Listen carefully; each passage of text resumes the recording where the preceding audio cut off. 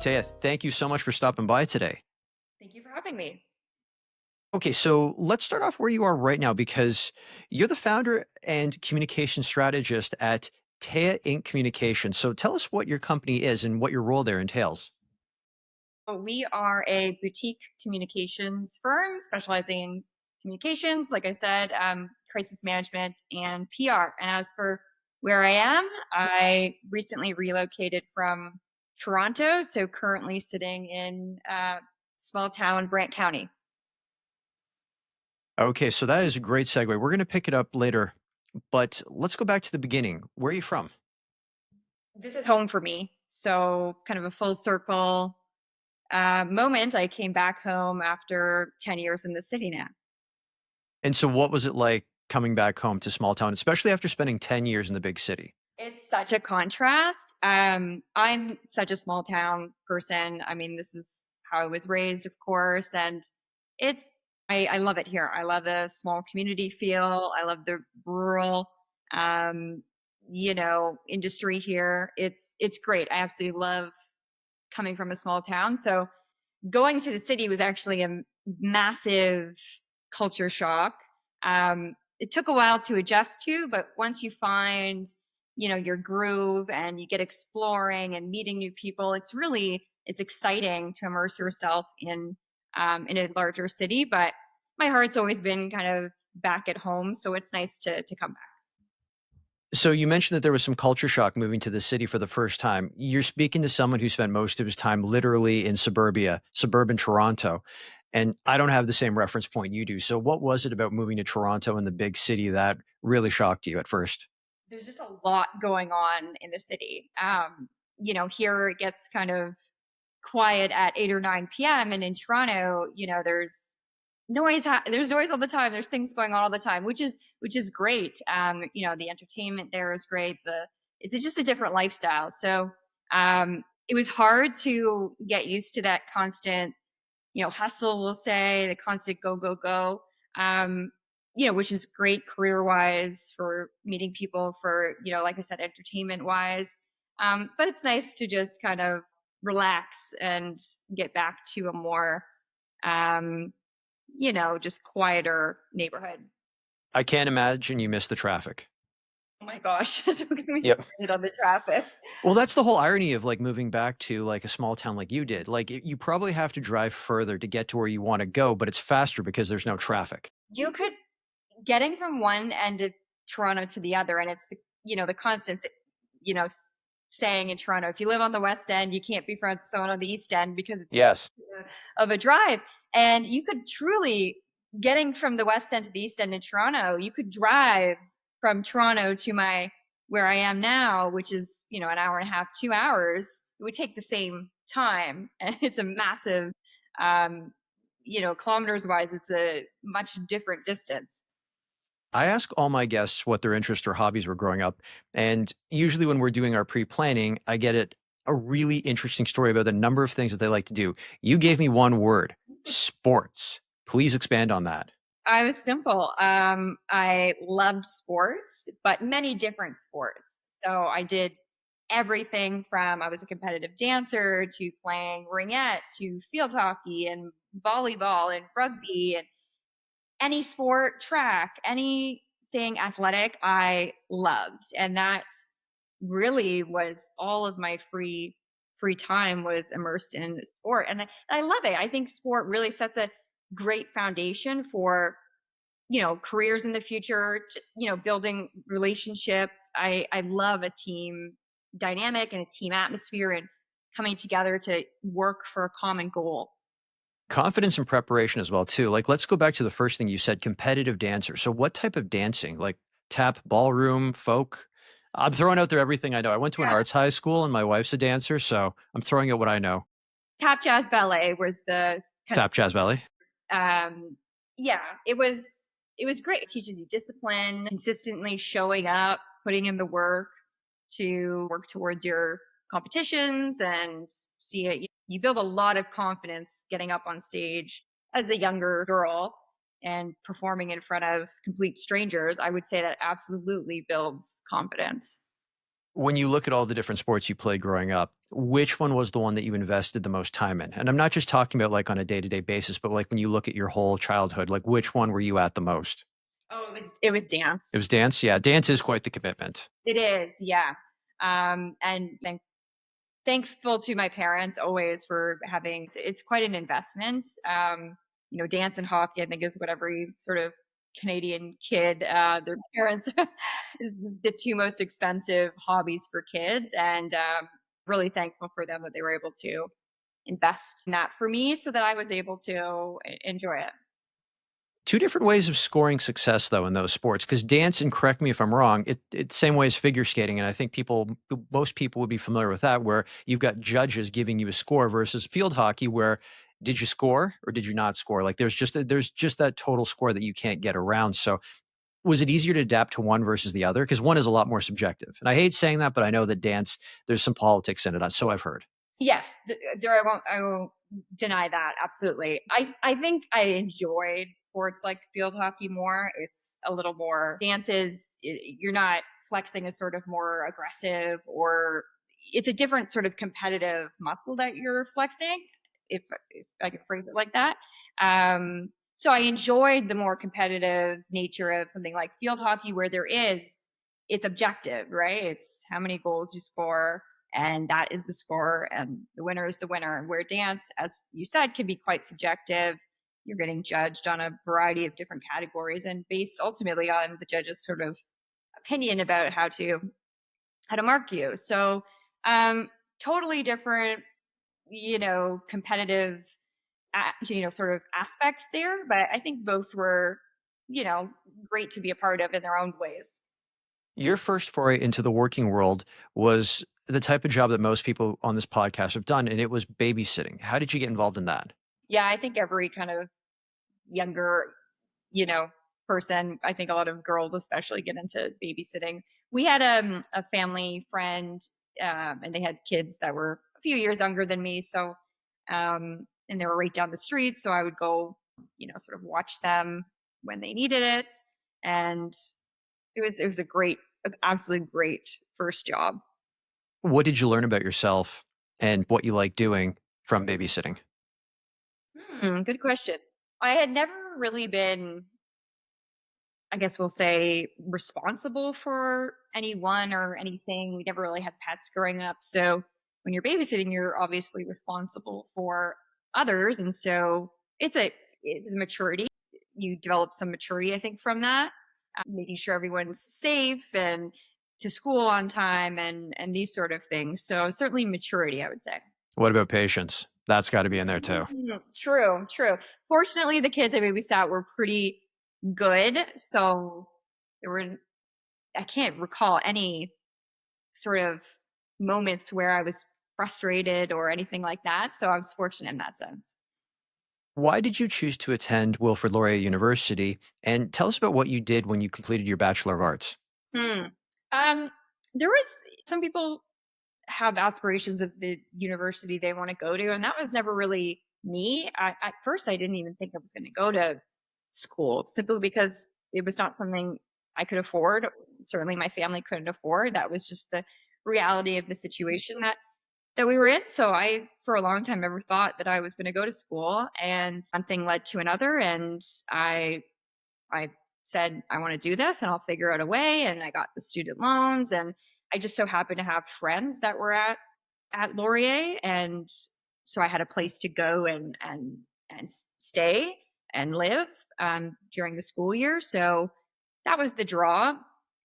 As for what I wanted to study, I've always been interested in writing and English communications. So that was sort of a natural fit to kind of focus on that. And there was some interest in business, so kind of a little bit of everything. I enjoyed my time there. I would say academically, my career, what I learned academically probably has very little to do with my current career, but what was extremely valuable at university were the extracurriculars I was doing and the relationships built through them. Let's go through some of that extracurricular activity. I did a lot of extracurricular activity at university as well too, and there's sometimes you found yourself skipping class to participate in these events. Can you relate to that? I actually took a full year off. Really? I one up you there. I took a full year off to do a once in a lifetime internship in the NHL, which who's going to turn that down? Um, but kind of backtracking from that, first week I was on campus, I walked straight to the school newspaper and said, I want to write. And there just happened to be an opening in the sports section, which was an absolutely perfect fit for me. So that took up a large amount of time that I wanted to invest because I learned so much just every week putting out a different byline and writing and going to interview people and learning how to have those conversations and research a story and write it in an appealing way for an audience. So that really set a good communications foundation.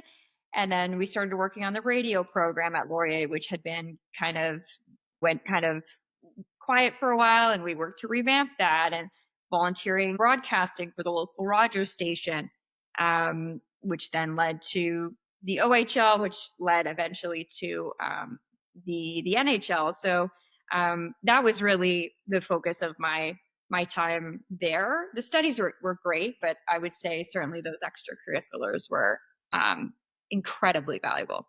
Class was getting in the way of the extracurriculars, it sounds like. Yeah, pretty much. So your first gig at the newspaper though, and I find this interesting because I did a little bit of freelance work too for my university's newspaper as well. I almost said newsletter. When you were writing that first article and the editor gave you feedback, was it a bit of a cold shower? Or did you find that you pretty much nailed it the first time?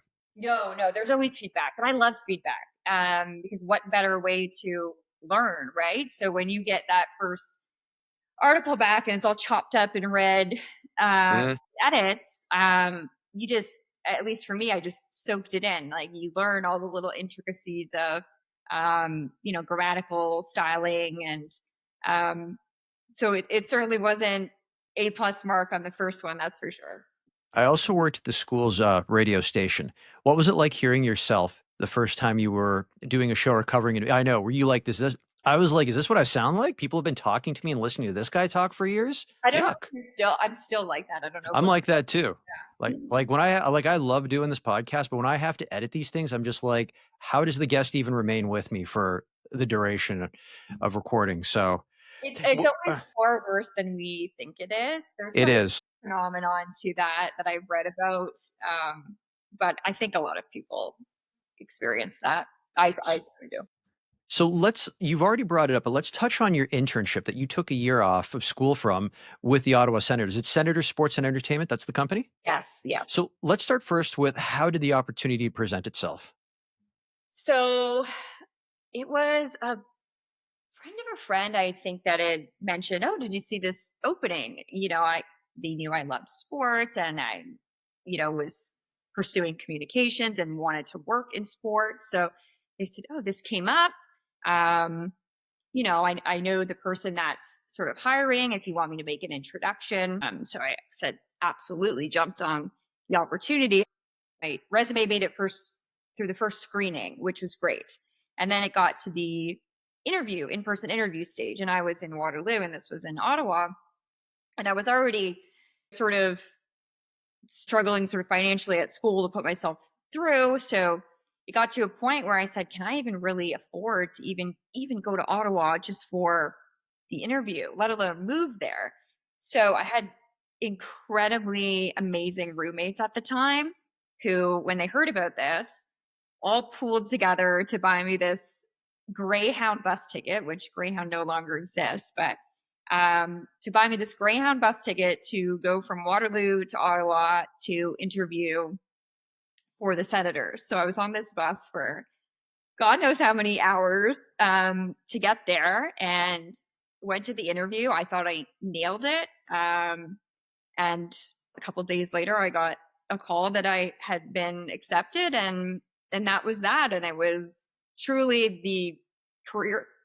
I know it was an internship, but career wise, it was probably one of the most fulfilling moments. I was in my early 20s. Most people don't get an opportunity like that at the professional level until they're much older. And it just felt like such an incredible achievement. And I loved it there. And so how long between receiving the role and accepting it was it to when you actually started?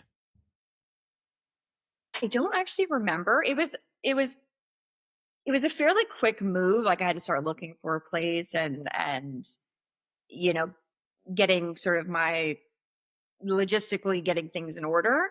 So it wasn't very long until I just packed up my stuff at school and went there. So you packed up. Did you like live in a hotel for a couple of days until you found a place, or did you find a place before you got there? No, I again had, and this I think just really speaks to the power of relationships and making a true and genuine effort of meeting people and getting to know people, because again, my network sort of came through for me in this moment in the same way my roommates had at the time.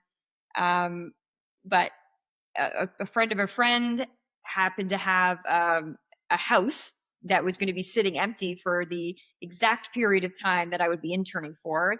This, couple was traveling and said, well, she can stay in our house for and pay us a bit of money because it would be empty anyways. And so you know, the stars must have aligned on all of that because it worked out perfectly. And I had a house there that was a great spot. Talk to me about the responsibilities you had because you sent them over in our pre-recording notes. And I got to tell you, everything that's listed there, it looks like absolute chaos. Like it does. Like just go through it. Like I'm not going to read it because that's for you to say. But I was going through each one, and I'm just like, these look like jobs that like one person might be doing one at a time, or might be doing two things. And I'm looking at this, and it looked like apart from managing 10 to 15 game day volunteers, you also had about 4 or 5 other hats you were wearing simultaneously.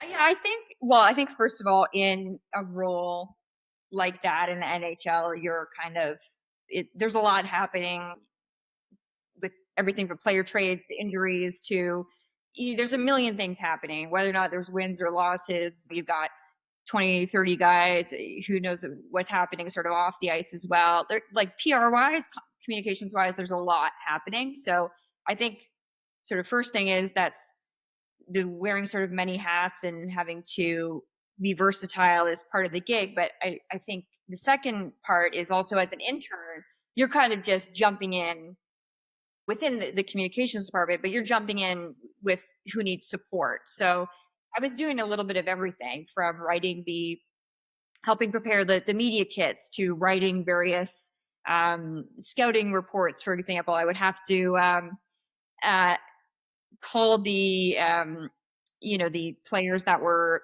in the developmental leagues and get updates on how they were doing, how they're performing, injury updates, that sort of thing. Interestingly, during that period, there was quite a few Swedish players. So I, learned a little bit of Swedish to be able to communicate with them. I did not retain any of it because that was so long ago. Um, and then on game days, of course, liaising with the media, getting them everything that they need. There was volunteers that I was in charge of giving them various tasks and roles. And then in addition to the hockey side of things, we would also work as Senator Sports and Entertainment. So anytime there was an event at the Okay. facility, we would do concerts, for example. Brad Paisley was a big one that I got to be a part of. Actually ended up on stage during the performance doing an encore because Carrie Underwood at the time was dating Mike Fisher, who was playing. Oh, yes. Not married to him, of course, but she was there with him, and she went on to do a surprise encore, and she asked a couple of us if we wanted to go on and just kind of help sing in the background. Certainly not with the microphone, I should add.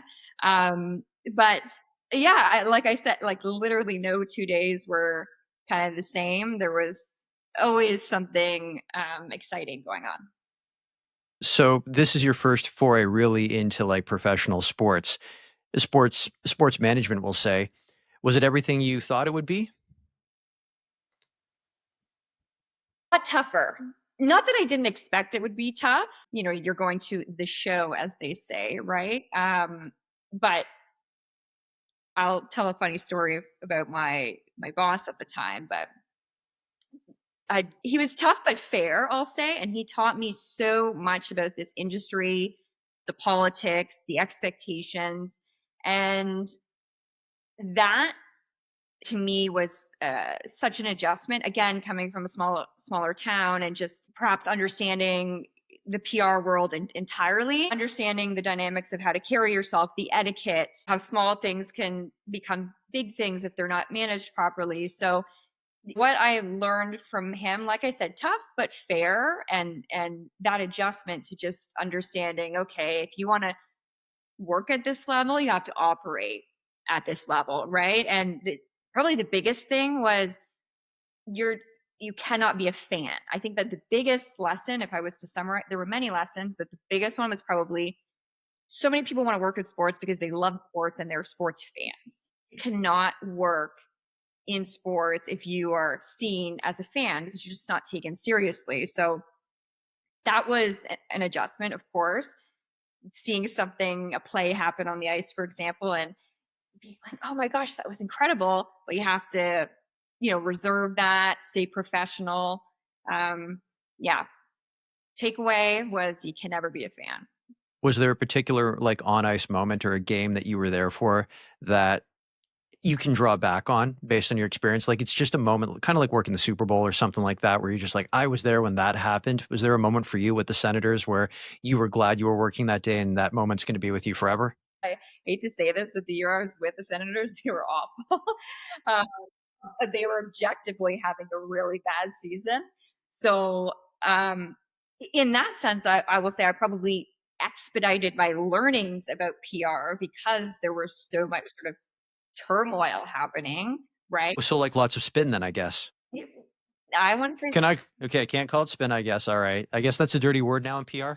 I like to say presenting another side of the story and appreciating that the recipient, the viewer, the reader can make their own judgments. You spun that so well. That was awesome. Okay, so you also did some work with the Kitchener Panthers in the Intercounty Baseball League. I have kind of like a minor passion for that league. I don't know what it is about minor league baseball. Like I'm not a big baseball fan, but it's just something that I have been following on the internet here and there. And I think I follow not just the IBL, but pretty much every IBL team on Instagram. Just because it's so interesting to see how they present themselves in Toronto, where they don't seem to really put a lot of effort in with the Maple Leafs, versus when you get into the smaller towns like Chatham, Kent's their team. They got a team 2 years ago with the Welland with the Jackfish. So, how did that opportunity come about? Yeah, the small towns certainly it's a big deal for the small towns, of It course. is really a big deal for them there. They take it very seriously, and it's great to see that. Yeah, we have there's the Brantford Red Sox, which is sort of close to where I am, who've won many championships, and it's a big deal here. Um, so that was while I was in university. Again, sort of one of my many various extracurriculars, but that was the first consistent paying gig, and I was incredibly fortunate.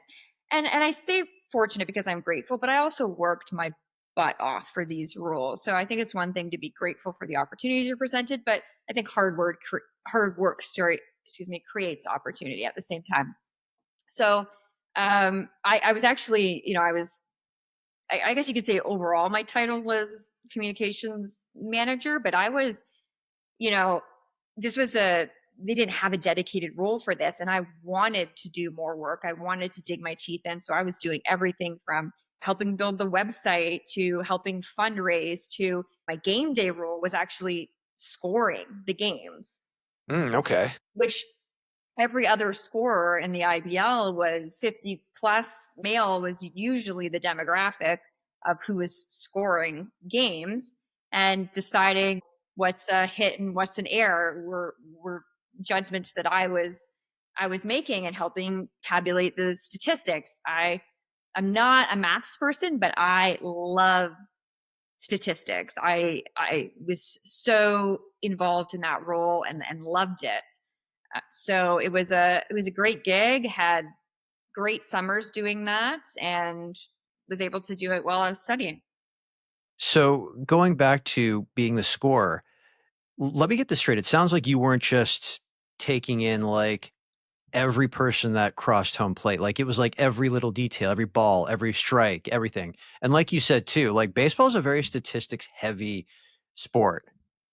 Yeah, literally every pitch you would have to. That's right. Every pitch, there's something. Yeah, Yeah, you have to capture. I think they still use it's called Point Streak. It's an incredible program. Because up until they'd gotten Point Streak, you're doing it by the book. But when we got Point Streak, it's all sort of a software program, and yeah, you tabulate every pitch, every hit, every who's at base, what's happening in the field. So it's really hands on, but something I really enjoyed. Was this before or after the Senators internship? Uh, Front and back of the Senators. So able to do it, when I came home from the Senators, and I'd been doing it before the Senators as well. Okay, so how did this job the first time around set you up for success when you were working for the Senators? And what kind of employee were you, or what did you learn from the Senators that set you up for success with the Panthers when you came back? It certainly elevated what I was able to do for them. And because it's a local sort of community team, taking learnings from a professional level, bringing it down to a semi professional level, um, it was such a great opportunity. Um, Little things, how to elevate the website, how to elevate the communications, how to attract more media. I was the first one to set up a celebrity first pitch at the um, at the game. Who who is the celebrity? Come on. Who's So it was with when Gabriel Landeskog was captain of the Kitchener Rangers, who he is now was captain of the Colorado Avalanche, got injured, as some folks might know, and hasn't been playing much since then. But he is an incredible, hockey player, incredible human being, and he came and threw out the first pitch, and that was also a great sort of PR. We got some earned media from that too, so it was nice to bring that as well into this role where I was doing a little bit of everything. Did you find that when you returned to the Kitchener Panthers after doing that stint with the Senators, that that was probably the first time you saw your professional confidence really stand out because you had that experience? Like that moment when you're all of a sudden doing a job that might have frightened you, and all of a sudden it becomes automatic. You're not even really thinking about it anymore. Like you are thinking about it, but you're bringing a lot more confidence and you're a lot more proactive because what to anticipate based on your experience. Yeah, I would say so. And I mean, not many people could say they went to the big leagues, playing or working. So absolutely, that brings a certain degree of confidence.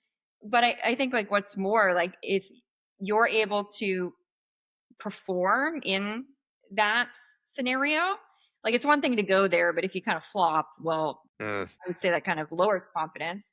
But being able to make a mistake and overcome it or achieve some goal, that certainly to me was the confidence building piece. So it certainly helped all around.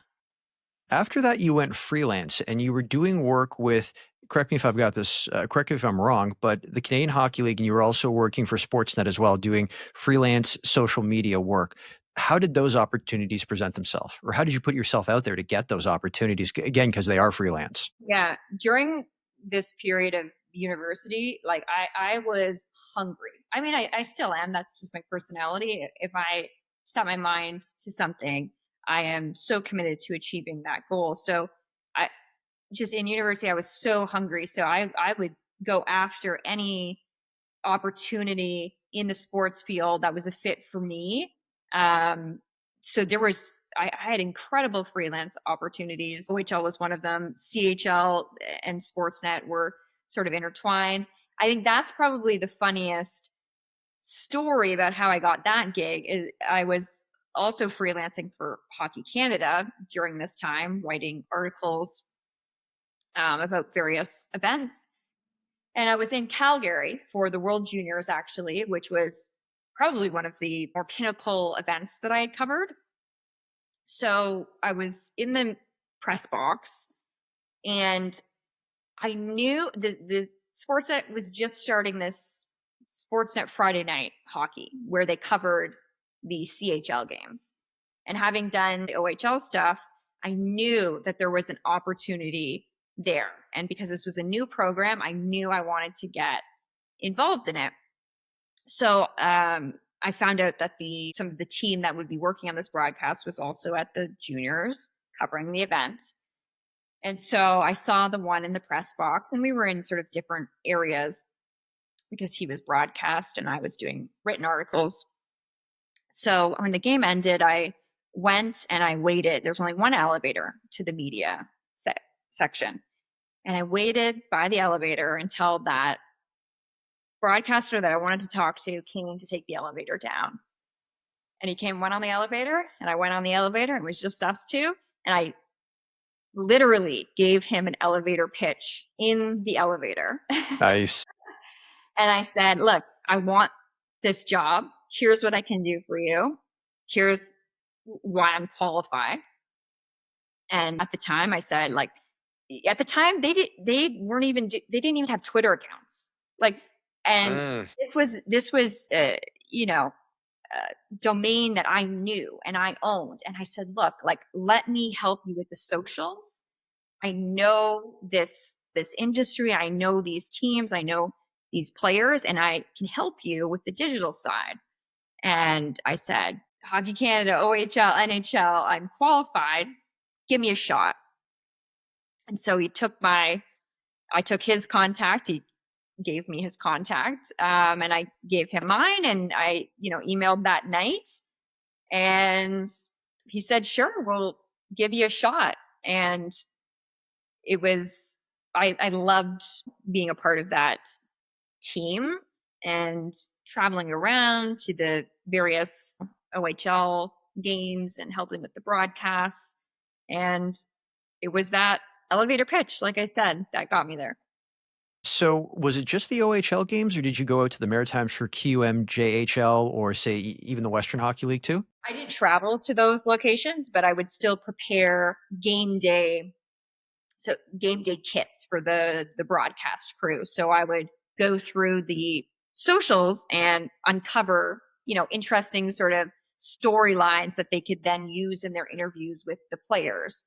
So because, like I said, they weren't even using social media at the time, I could see, oh, so and so player, one time that they got in they got in an accident. It was, no one was injured, but one of the players had photos online, so then they were able to use Gotcha. Okay. part of the storyline. So it was really just those storylines, I'll say, really was kind of the most critical piece. What did a typical Friday night look like then for you when it was game night with Sportsnet? Like, what time did your day start, or did you even how far back in the week did you start your preparation? What did the Friday look like? And then, just because the final whistle blows doesn't mean your job stops. So when do you actually clock out for the night on Friday, or do you have to clock out Saturday morning technically? So sometimes I would go to the game and be responsible for writing an article. So if I was writing an article, my game, starts maybe an hour before when I'm researching to get sort of, the outline of the story together. You watch the game, of course, and then after you have to file very quickly. So that's sort of, if I'm writing an article, that's how that went. If I was, with the Sportsnet crew, I would have to have my broadcast kit to them in the morning. So I would often actually be working the night before to prepare that kit.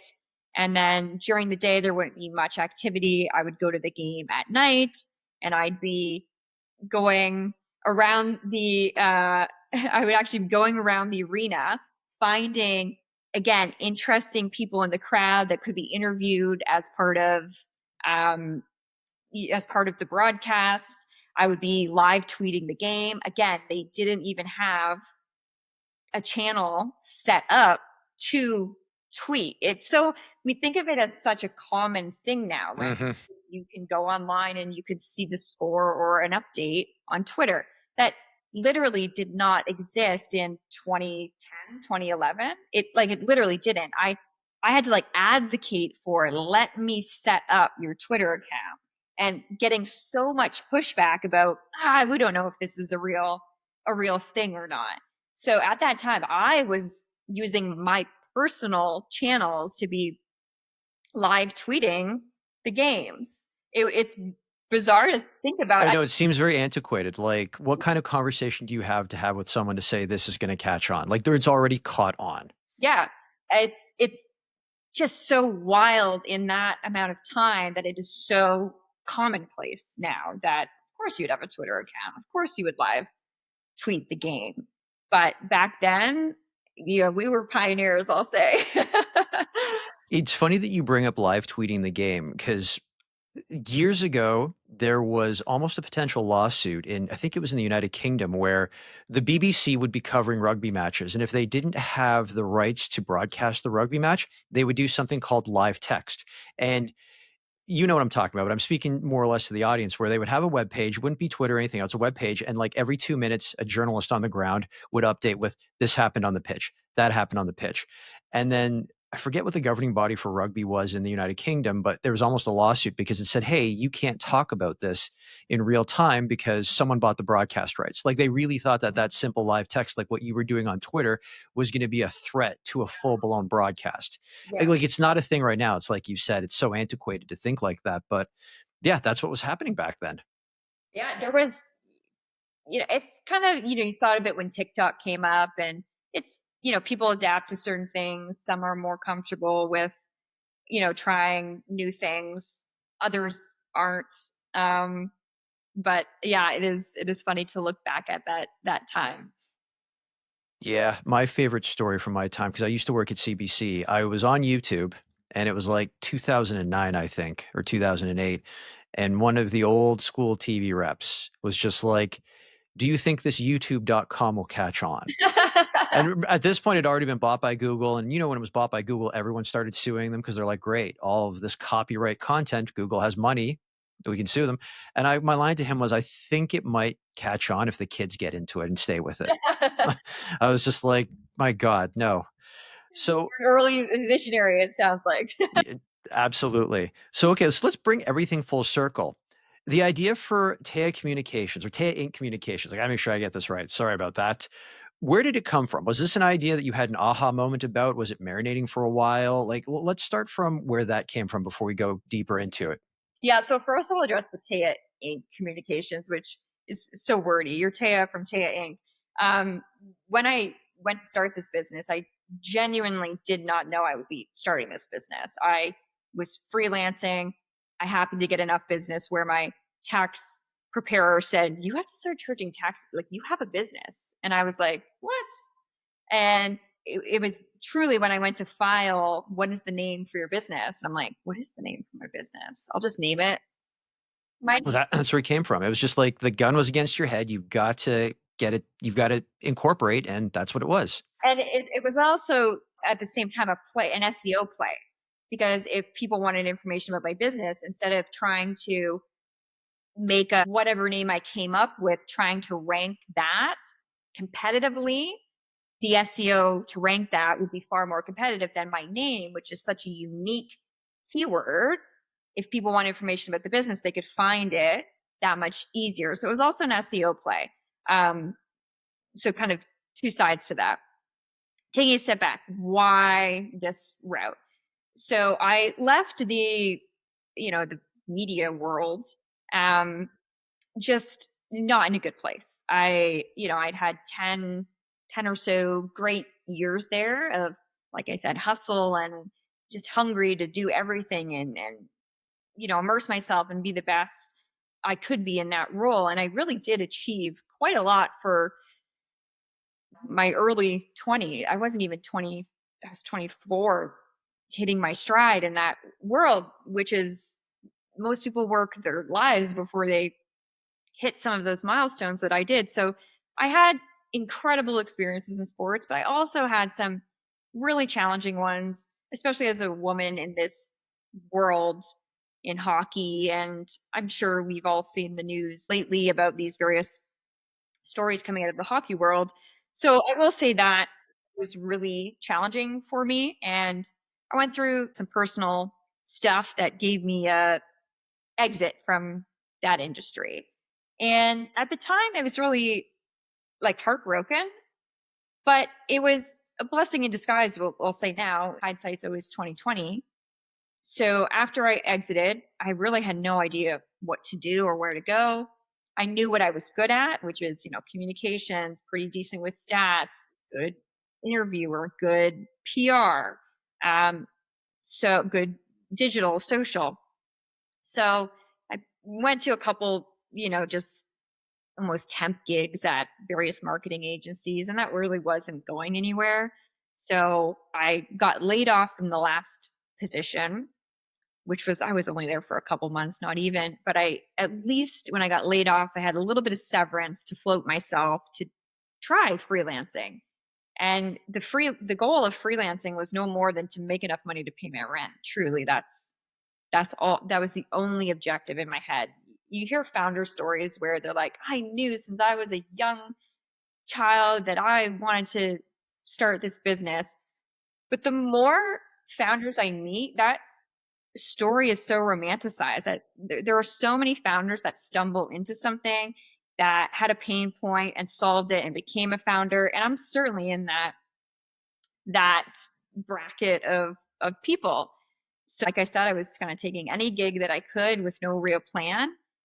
And I went to file my taxes, and it's just so happened that I met that threshold for, you have to register an HST number, get registered as a business. And so I said, okay, if we're doing this, we're doing it right, so that little hunger turned on again, and that passion to, if I'm going to have a business, I'm going to make it the best possible business I can. And so what started as, I'll do anything that I'm capable of, it niched into, okay, we're just going to do comms.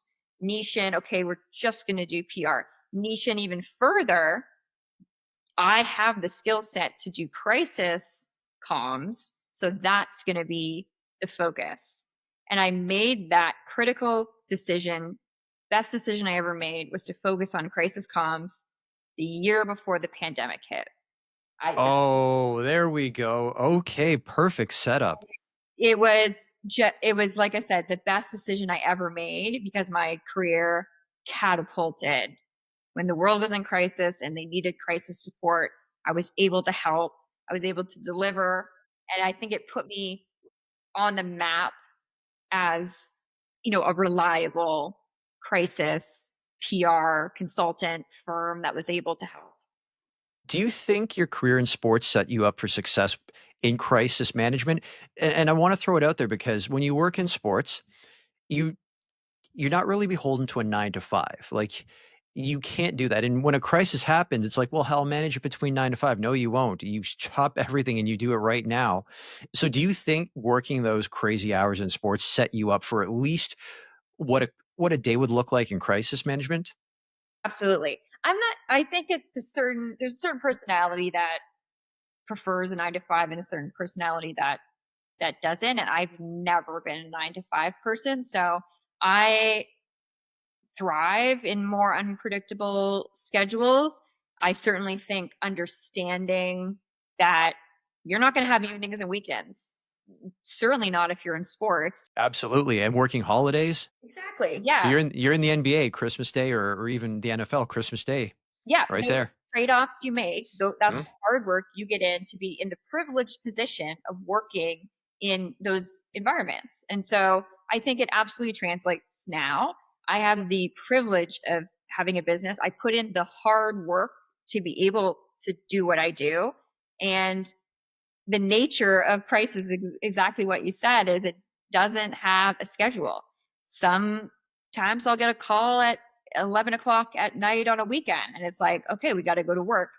The work that I'm doing now is going to sustain my living for more quiet periods. Sometimes I'll work a month straight with no days off. Then I might have a full month off. It truly, it fluctuates. It depends. For me and my lifestyle and what I prefer, it works for me. You don't have to go into detail because I know a lot of the stuff you do with your clients is confidential, but you already alluded to it that the pandemic really kicked things off for you. It was kind of like picking the horse at the Kentucky Derby like a year in advance without even realizing it. So, in the best way you can, what were you doing or what problems were you solving for people during the pandemic? So I will say a couple different buckets. So I mean, the most obvious one is businesses. How do we communicate with our employees, our customers, our stake, and any stakeholder in the business? They need to be communicated with in regards to, I mean, many different things.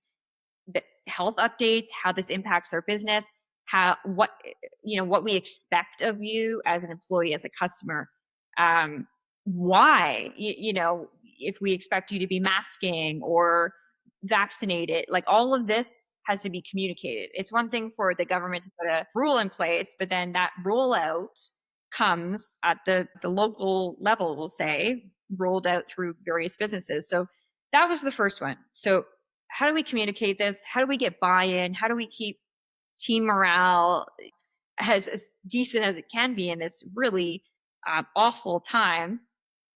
And so that's kind of, like I said, the most obvious sort of first bucket. I often get brought into legal cases. So that's a big piece of my business, and providing the media support when there's public facing litigation happening. So there were many cases I was involved in to do with the vaccination policy, for example, and handling various media coverage around that.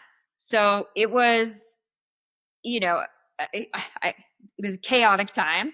But then I think the other piece on top of that was there was a lot of social justice issues being brought to light as well during this time. We saw protests, many various protests happening, and you know, people taking to social media and talking about these things in a way that we hadn't quite seen before, helping clients who may either be trying to get their message out or be on the receiving end of something critical who need help navigating that. So no 2 days were the same, that was for sure.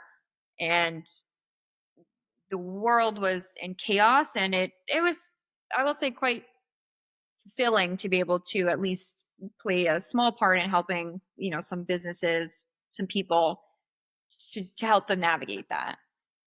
Do you remember where you were and what you were thinking when you heard the world was shutting down? And for me, the first clue that it was happening was when the NBA suspended its season. I, I half jokingly say this, but I blame the NBA for the global lockdown because it was like they were the first domino to fall on that Friday, and then it seemed like by the time Sunday had rolled around, everyone else had to fall in line. Like I'm sure they spent the weekend trying to find ways to show that the NBA was being paranoid, but then they had to do it because one by one that happened. I absolutely remember where I was. I had been working remotely in California, and But you when were over the border. Oh God, because yeah, yeah, they closed the borders. yeah. So we started to hear whispers like, "Oh, this news story seems to be gaining a lot of traction. What's happening? Oh, there's cases now in the U.S. Oh, okay, this is starting to get a little serious. We're going to start canceling some flights. Oh, okay, this is starting to get really serious." So I fortunately booked a flight home at the right time. I was on one of the last flights out before full shutdown happened, and the plane was like empty.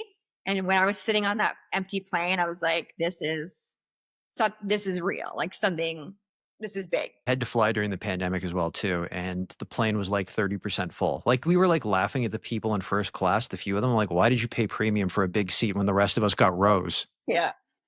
Yeah, that was not a good time to be traveling. I do not envy you. So, what was the pivot like moving from journalism then to public relations in general for you? It gave me an incredible foundation. I think that the best publicists were journalists because you understand what makes something newsworthy. You're a good writer.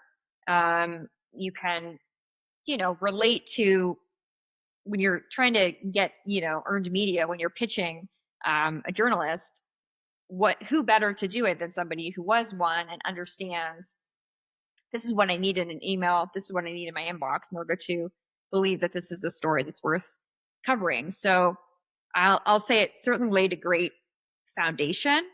Um, I like being on the PR side more. I think it's more suited to my personality and interests. So I think I'm glad I landed here where I do. I like a sense of protecting my clients' interests and advocating for them. And I really fundamentally, values wise, believe that there are always three sides to every story. And I just truly inherently in my core believe that the world is a better place when we can hear two sides to something and come to our own conclusion. So I like to think that PR and media, we keep the pendulum in balance, right? Because we're both kind of on opposite ends. But ultimately, if both people are doing their jobs correctly and with good intentions, you find the truth of a story comes out the way that it should. Let's go back and look at day one of the company compared to where it is today. How much has the company changed, and how have you changed as the owner and the leader of the company? I didn't even recognize what this was in 2017. It has absolutely changed. And I'm certain it will change more and evolve more in the future. There's no doubt about that. And if I've learned one thing, it's adaptability and being able to grow and not become stagnant, because I think that's how businesses die is stagnancy. So at the beginning, and like I kind of mentioned already, doing everything, jack of all trades, master of none sort of mentality, which is fine when you're in survival mode and that's what you're trying to do to pay the bills. You do what you got to do, right? But at a certain point, you have to make a commitment to niching in. And for me, that's where I've seen the most success, the most growth, the most revenue, is by becoming truly that master of one thing. And there are so few people that offer what I do,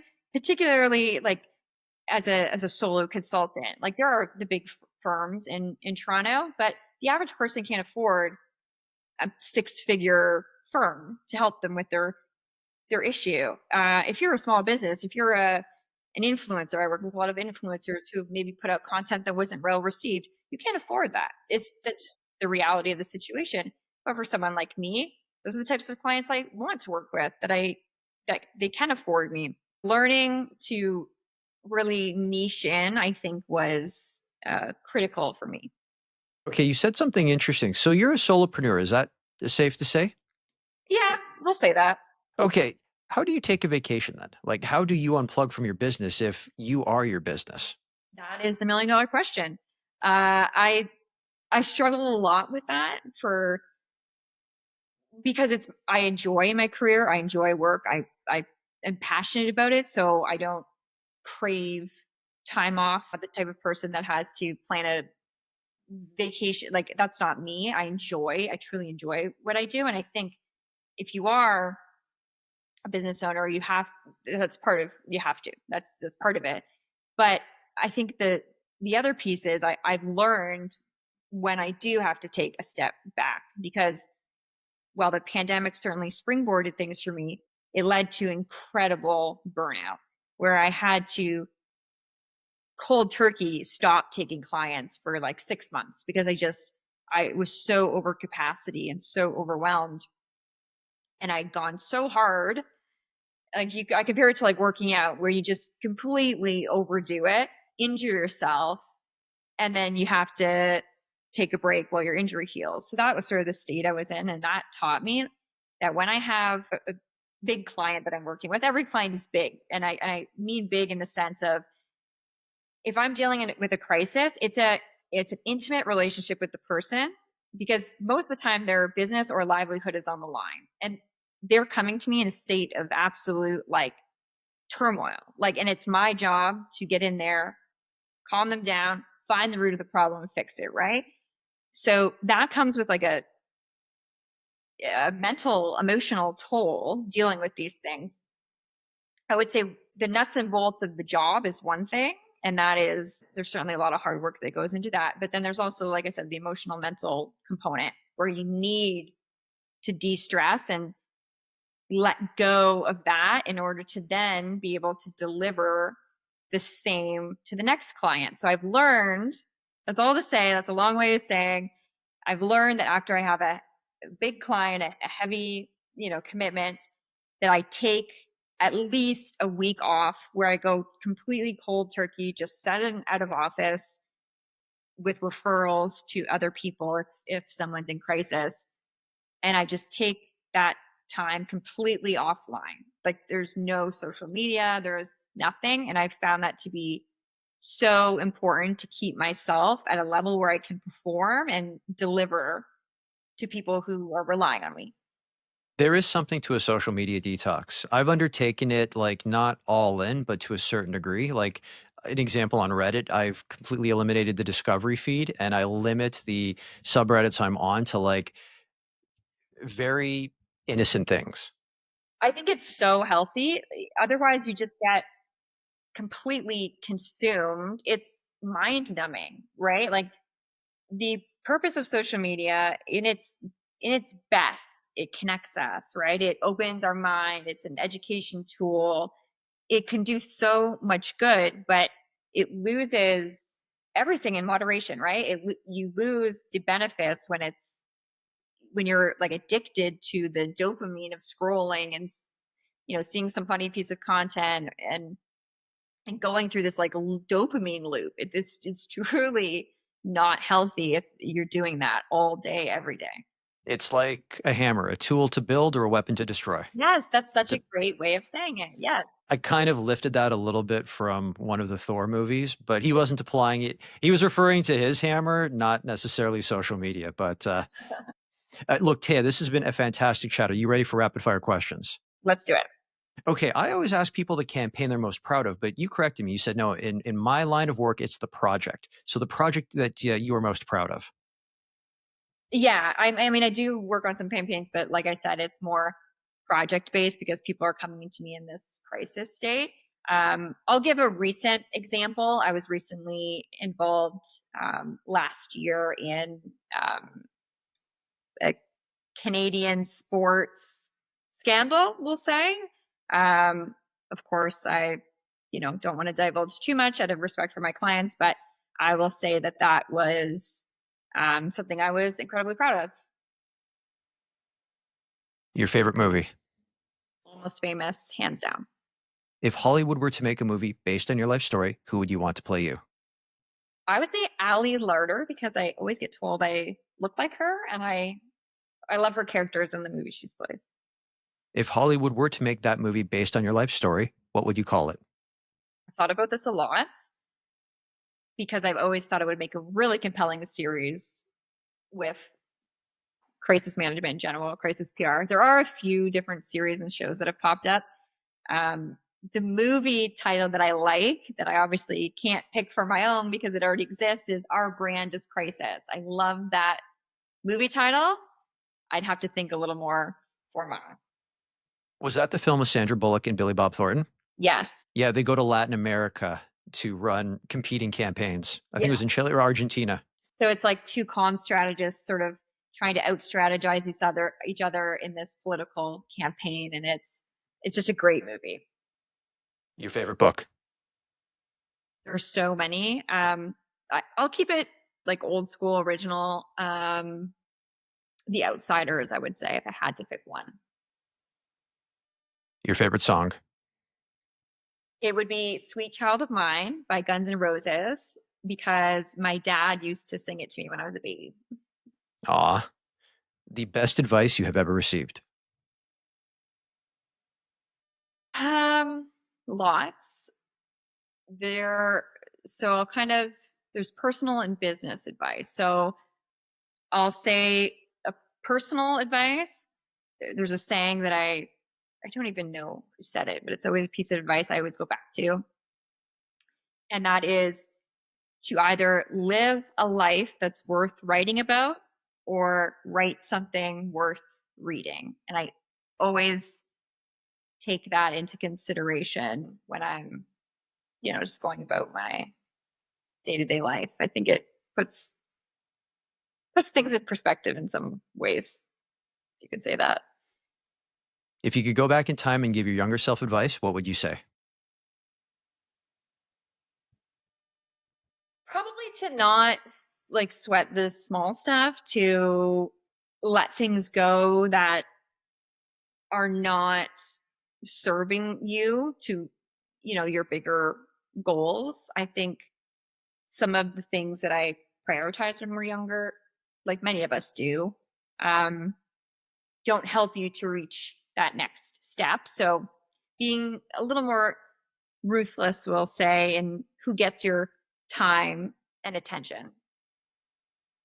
My signature closing question: if you weren't in media and PR, what would you be doing and why? I'd probably be a writer, an author. And that's because I just always loved writing. I would still love to write a book someday. So maybe that is to come. And we're going to end things right here. Taya, thank you so much for stopping by today. Thank you so much for having me.